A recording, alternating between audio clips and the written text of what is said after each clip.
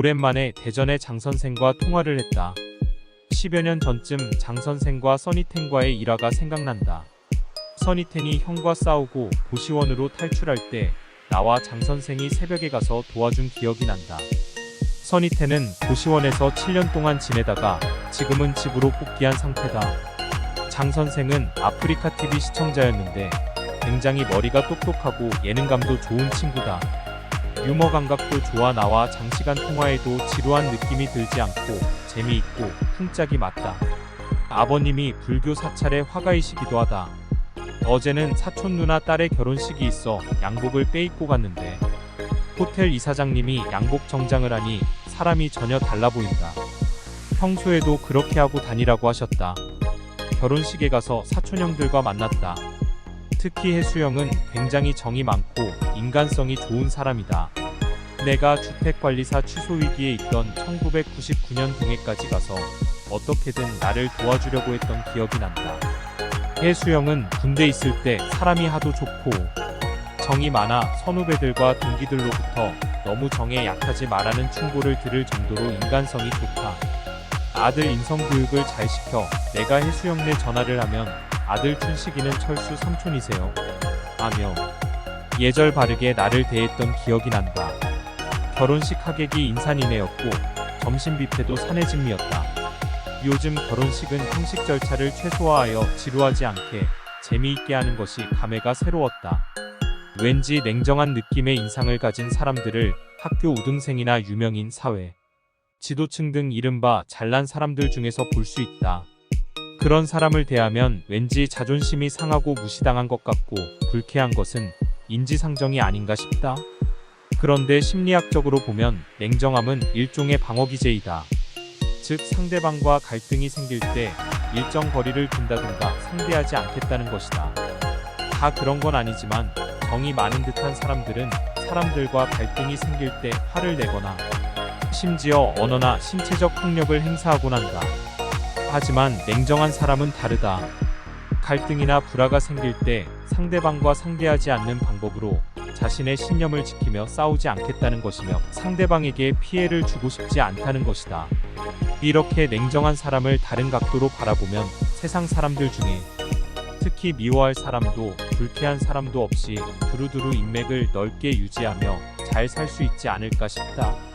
나에게 억만금의 돈이 들어오더라도 솔직히 말해서 나에게 억만금의 돈이 들어와도 나는 행복하지 않을 거예요. 오히려 돈의 무게만큼 압박감과 부담감을 갖겠죠.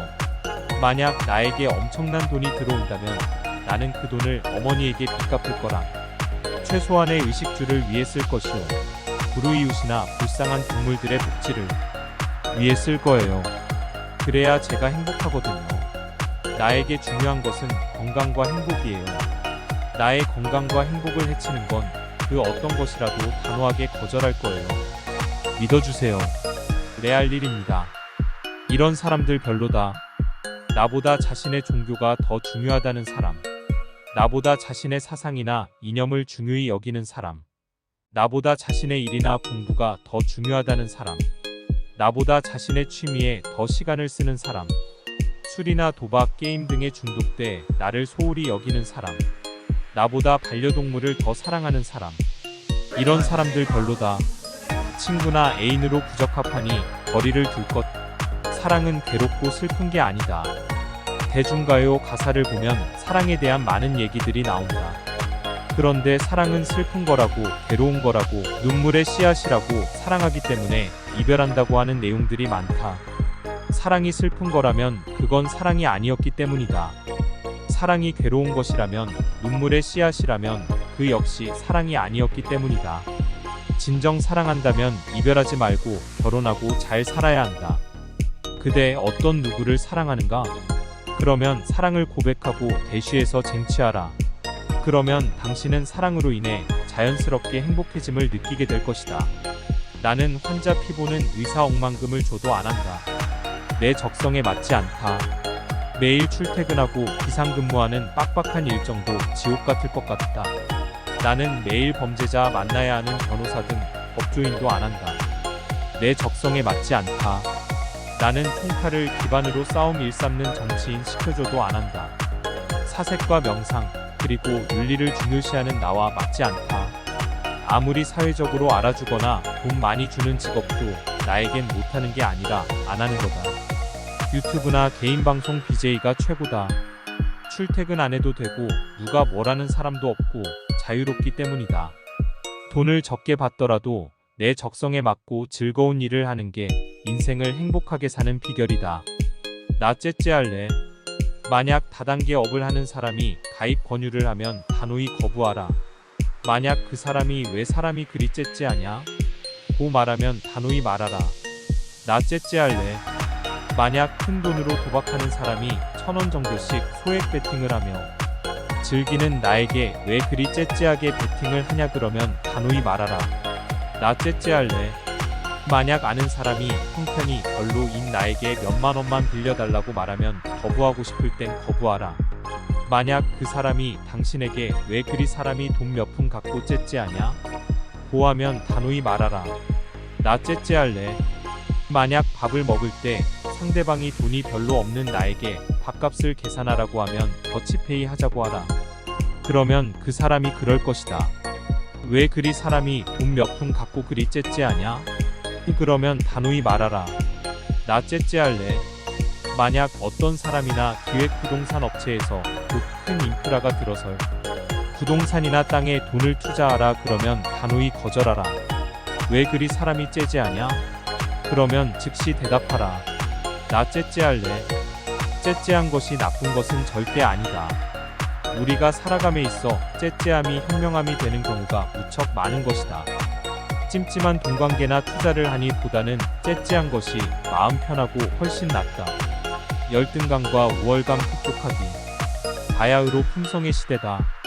취업을 하고자 하는 사람들이 기업체나 공무원이 되려고 할 때 면접관들은 응모자가 아무리 좋은 대학을 나오고 아무리 실력이 좋아도 품성이 제대로 되어 있지 않은 사람은 뽑지 않는다고 한다. 그럼 품성이란 도대체 무엇인가? 그 핵심적인 요소로 우월감과 열등감을 논하고 싶다. 보통의 사람들은 자기가 남들보다 못났을 때 열등감을, 남들보다 잘났을 때는 교만이나 우월감을 갖는다. 그들은 예컨대 비천한 사람을 보면 우월감을 갖고 조용, 희롱하거나 무시한다.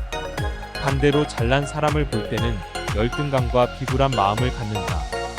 그러나 품성이 제대로 되어 있는 사람은 잘난 사람이나 못난 사람을 대할 때 열등감이나 우월감을 느끼지 않는다. 우월한 사람이나 천한 사람에게 동등하게 대하며 있는 그대로의 상대방을 인격적으로 존중해준다. 품성이 바른 사람은 자신을 사랑하며 묵묵히 자신의 길을 갈 뿐 남들의 평가에 개의치 않고 당당하고 초연하다.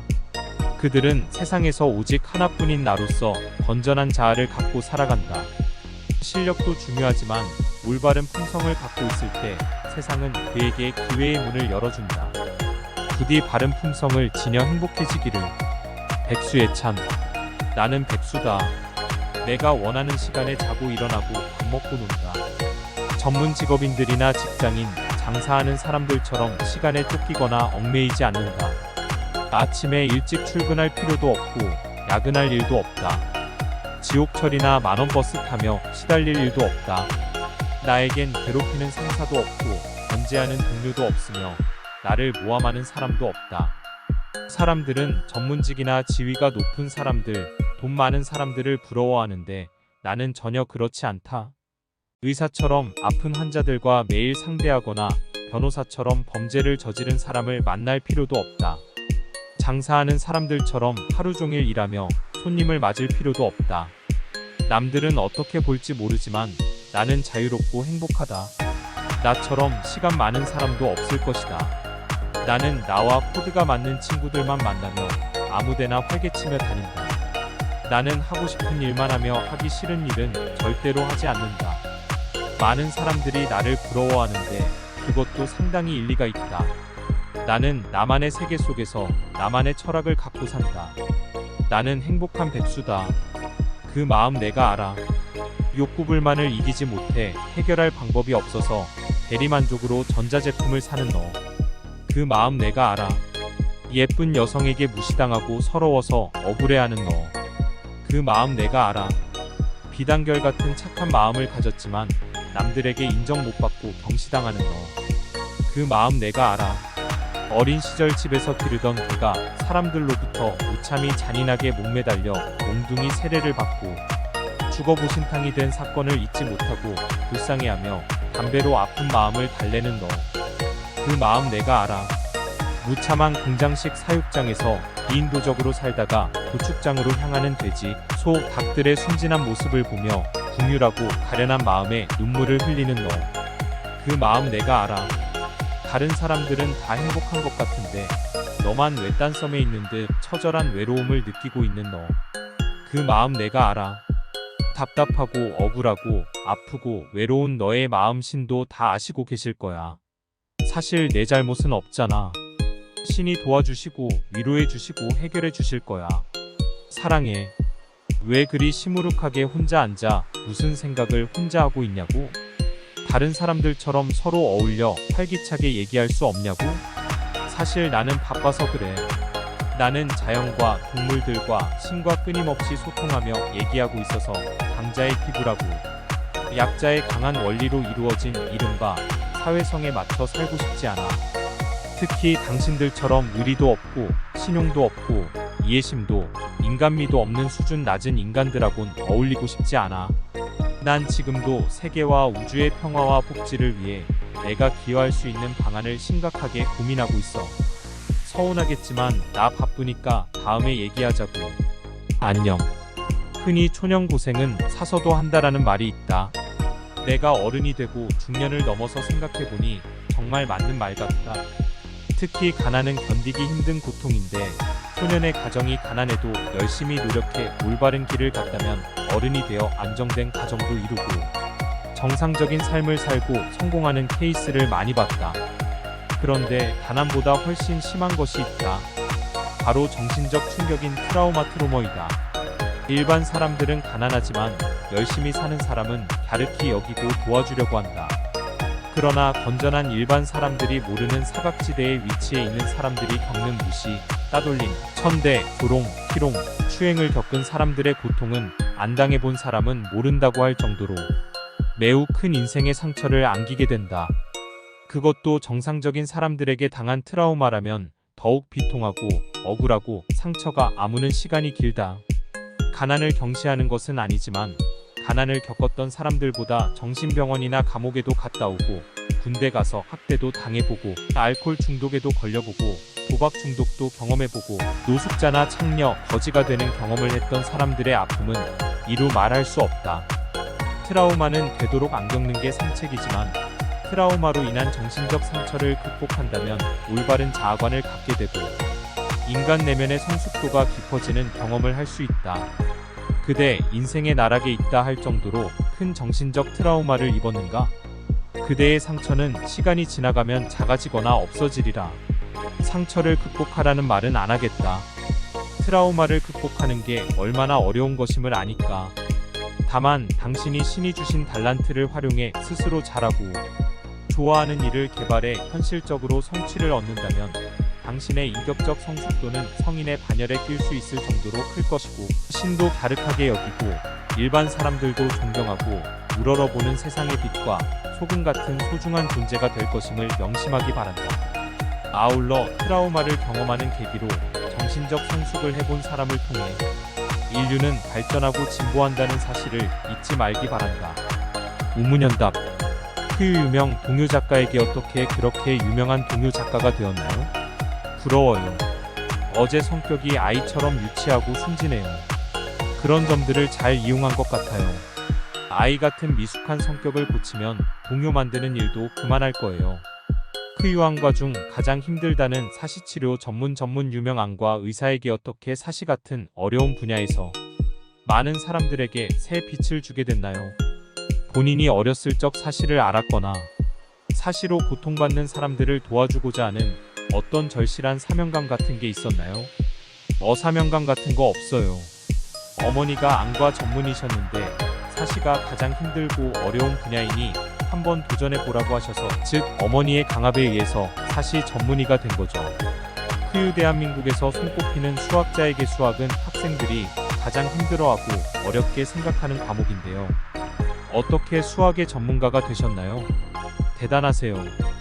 고등학교 때 하도 심심하고 할 일이 없어서 재미로 수학 교본을 보았는데요. 재밌더라고요.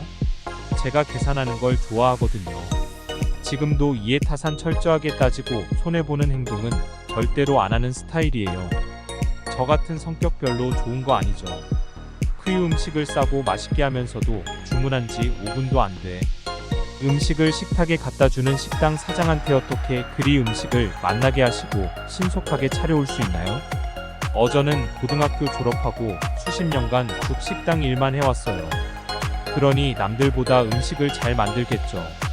그리고 주문한 음식을 빠르게 갖다 드리는 것은 다른 건 없고 제가 성격이 무지 급해서 그래요. 성격 급한 거 저의 약점이어서 고치려고 하는데 타고난 것이라 쉽지 않네요. 술 담배를 끊어 독종이라는 소리를 듣는 사람에게 담배나 술 끊는 사람은 상종도 하지도 말라는 말이 있는데요. 어떻게 그 어렵다는 금연, 금주를 하게 되었나요? 의지력이 대단하시네요. 제가 한때는 잘 나갔지만 직장도 잘리고 하던 사업도 부도가 나서 경제 사정이 어려워지면서 술과 담배에 들어가는 돈을 감당할 능력이 안 됐어요. 가족도 부양해야 하고 돈도 절약해야 해서 자연스럽게 금연, 금주를 하게 된 거예요. 술, 담배 안 해도 살만하더라고요. 무엇보다 술, 담배는 맛이 없잖아요. 저는 의지력이 매우 박약한 사람입니다.